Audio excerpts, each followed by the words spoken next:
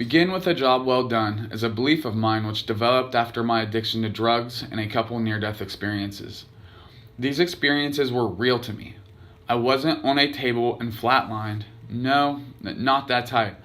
Panic attacks. It's incredibly crazy to me how magnificently magical our minds materialize reality so real, so realistic to the observer inside our body. The time of peace.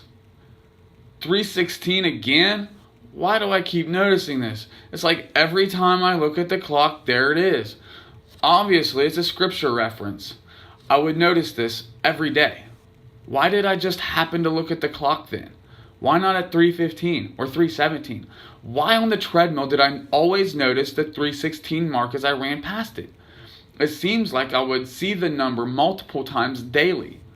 9/11? This too? What's the emergency? Do I need to go to church now?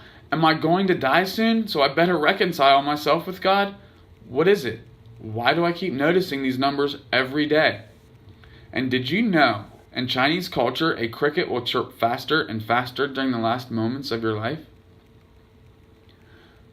From a dead sleep, my eyes shot open. The flutters in my heart were revving like a racing engine. Why do I feel this way? What's going on? And then I hear it right outside my window. Oh no, that cricket. It can't be. God is taking me now. Now? Of all times? Why? No, just calm down. I'm panicking. The cricket begins to chirp even louder, even faster. My heart races faster. My thoughts are louder and more concrete. I look at the time. It's 3:10. In a panic, I thought, I only have 6 minutes left, huh? It wasn't about Jesus at all. It's the time God chose for me to exit. I need to talk to Peyton. I slid off my bed and grabbed my phone to dial my mom's cell phone. On the floor, I laid with the phone ringing to my ear. Hello? Hey, Mom. I love you, I said in almost a whisper. I love you too, Eric. Peyton's awake. He woke up crying. His leg was hurting real bad. It made sense to me. Even more confirmation, these were my last moments. A father and son's connection are unexplainable. Can I talk to him, Mom? Sure, here you go. Hey, Peyton, are you okay? My leg hurts, Dad. It's going to be okay. It'll stop hurting soon. I want you to know that I love you, okay? I need my dad here, too. Dad! I yelled. He came down the stairs and sees me laying across the threshold of my door to my room. He came to his knees and said, Eric, are you okay? I replied, yeah, Dad, I just need you here right now. Still, on the phone with my son, I keep repeating to him, I love you. I'm saying it so much, he says, I know, Dad, you keep saying that. And at that moment, I knew everything was going to be okay. I'm going to a better place now, Peyton. Don't worry. What do you mean, Dad? Then he asked my mom what I meant. She took the phone from him and said, Eric, get up. Everything's fine now. You're okay. That's all it took. As if I was under a spell, I snapped out of it. My dad went back to his room and told me he loved me and left me with a hug. I got up and I went back to bed. And it was 3:16. Weird. The time of tragedy. I was waiting to see my turn for the judge.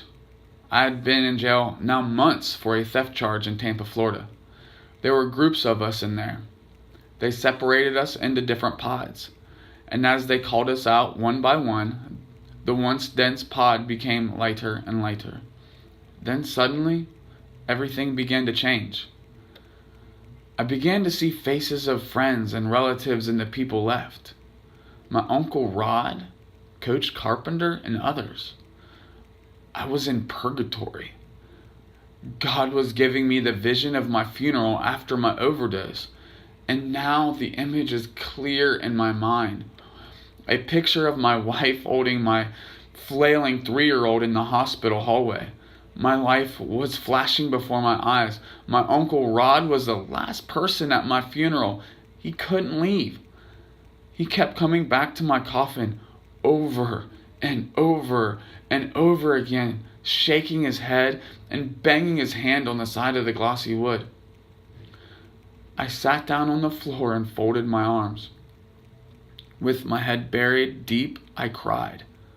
I cried. I cried.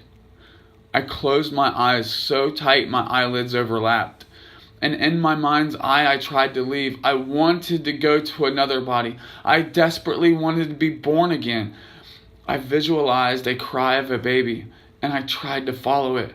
I wanted my soul to have a new home so bad. So bad. I couldn't believe what I had done. The hurt I left behind. The people who believed in me, my coaches, my family, old friends, and my son. All gone.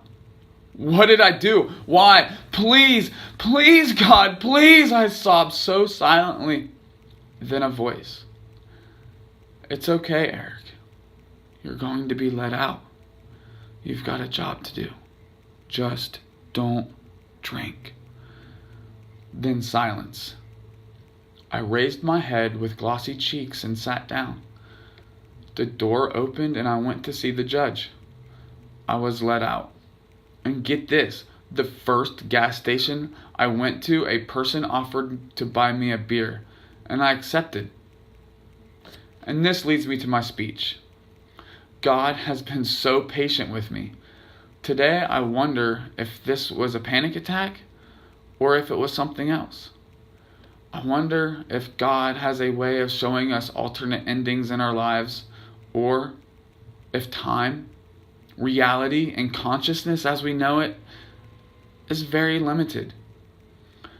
I know God is real, and I am thankful He is my friend and my Father, just as He is yours. I hope you enjoy my speech. The battle is real. Be addicted to life. Eric.